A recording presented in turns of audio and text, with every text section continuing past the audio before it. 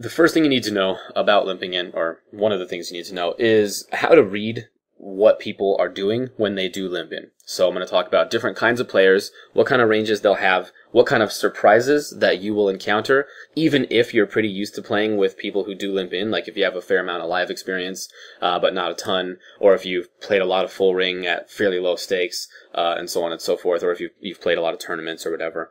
You're still going to find some surprises, so let's talk a little bit about that. One of the things you're going to notice is that people have wide ranges on both ends of a range. That means the top of their range and the bottom of their range are both going to be wider than you have experienced in your time when you're playing live. So you'll see a lot more people as a percentage limping queens as their standard in live than you ever would have online pretty much at any stakes no matter what. I'm sure you could find those people online. There definitely are those people, but you'll see a lot more of them playing live. And so you have to expect that that's a possibility anytime you're playing with someone who limps in, pretty much no matter where they limp from.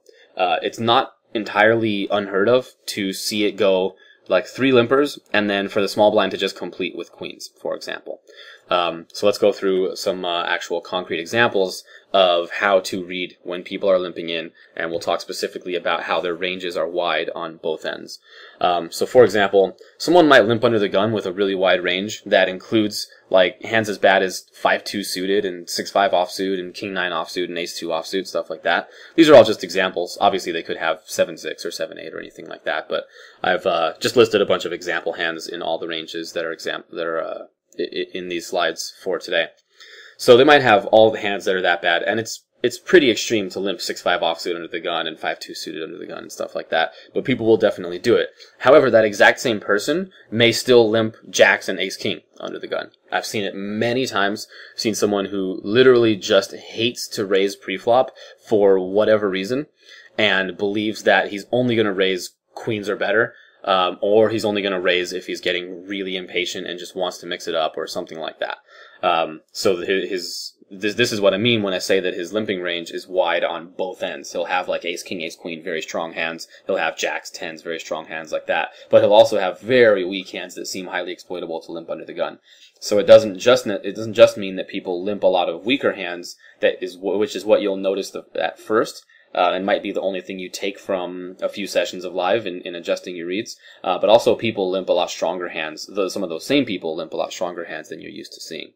Another example, someone might overlimp the button with a range as wide as like 9-2 suited. So this is when, there's one or more limpers in front from early position, middle position, whatever, and someone has the button, and they might overlimp like 9-2 suited, 5-2 offsuit, almost anything with a face card or any connectivity or any suitedness whatsoever, including like queen 6 offsuit, hands as weak as that.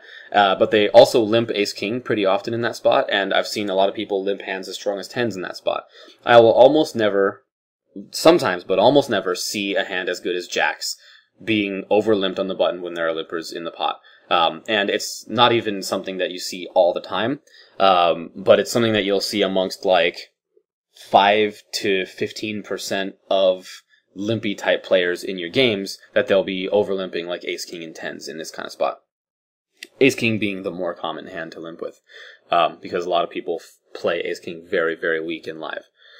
So this is, again, yet another illustration of how someone's ranges can be very wide on one end and wide on the other end at the same time. Now, you will also find examples of people who have a lot of strong hands in their range that you as an online player being very aggressive, for the most part, would never consider limping, but they also don't really have very many weak hands in their range. So you'll see players who have a range that looks more like this. If they're limping under the gun, they have like deuces up to queens, because they recognize that hitting, like set mining with deuces to 8s or whatever is a good idea, that they want to, they want to limp in with those hands. But they also don't really like to play bloated pots with 9s to queens very often, because they just believe that they're the unluckiest person in the world, or they feel like an ace comes every time, or they think that if they raise, they're not going to get any action from anybody, or they're just going to get re-raised by aces and have to fold, or something like that.